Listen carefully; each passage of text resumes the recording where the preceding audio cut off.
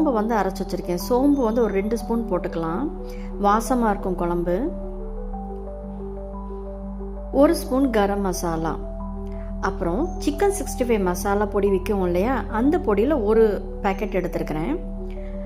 இந்த குழம்பு கொஞ்சம் டிஃப்ரெண்ட்டாக இருக்கும், ரொம்ப டேஸ்ட்டாக இருக்கும், கலர்ஃபுல்லாக இருக்கும் பார்க்க. ரொம்ப சிம்பிள் கூட அந்த குழம்பு, ஈஸியாக செஞ்சிடலாம் நம்ம. பாருங்கள் கிரேவி எவ்வளோ அழகாக இருக்குது பாருங்கள், ரெட் கலரில். இப்போது ஒரு வெங்காயம் 2 தக்காளி நான் மையாக அரைச்சி வச்சுருக்கேன், அதையும் போட்டு நம்ம ஃப்ரை பண்ணிக்கலாம். இதெல்லாம் வந்து குழம்பு கொஞ்சம் திக்னஸும் கொஞ்சம் டேஸ்ட்டும் என்ஹான்ஸ் பண்ணி காட்டும் நமக்கு. கலர் பாருங்கள் எவ்வளோ அழகாக இருக்குது. இப்போ நம்ம இந்த குழம்புக்கு தேவையான அளவு உப்பையும் போட்டுக்கலாம். உப்பு பார்த்து போடுங்க, ஏன்னா சிக்கன் 65 மசாலாலேயே ஏற்கனவே உப்பு ஆட் பண்ணி தான் விற்பாங்க. ஸோ நம்ம பார்த்து போட்டுக்கணும், பத்தலைன்னா பின்னாடி நம்ம ஆட் பண்ணிக்கலாம், கூட போட்டுறாதீங்க. இப்போ வந்து நம்ம கொத்தமல்லி கொஞ்சம் ஆட் பண்ணி நம்ம ஃப்ரை பண்ணிக்கலாம். இந்த கொத்தமல்லி கருவேப்பிலலாம் ஒரு தனி அரோமா கொடுக்கும் நம்ம குழம்புக்கு. இப்போ அரை எலுமிச்சம்பழத்தை நான் பிழிஞ்சு விட போகிறேன்.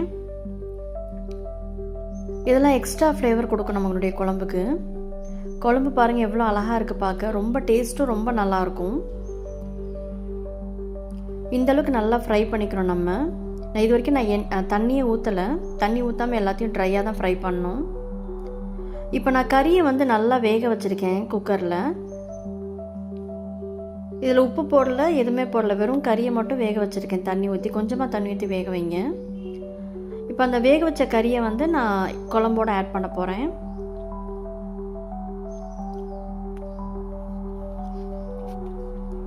பாருங்கள் கலர்ஃபுல்லாக இருக்கும் அந்த குழம்பு, ரொம்ப டேஸ்ட்டாக இருக்கும். சப்பாத்தி, ரைஸு அந்த மாதிரி இதுக்கெல்லாம் ரொம்ப டேஸ்ட்டாக இருக்கும் அந்த குழம்பு.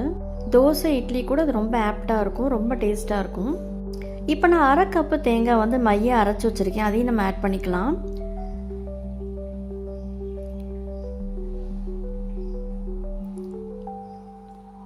இப்போ நம்ம குழம்பு எவ்வளோ தண்ணி வேணுமோ அந்த தண்ணி நம்ம எக்ஸ்ட்ரா வேணும்னு ஆட் பண்ணிக்கலாம். எனக்கு இந்த எக்ஸ்ட்ரா தண்ணி தேவையில்லை, இதுவே போதும்.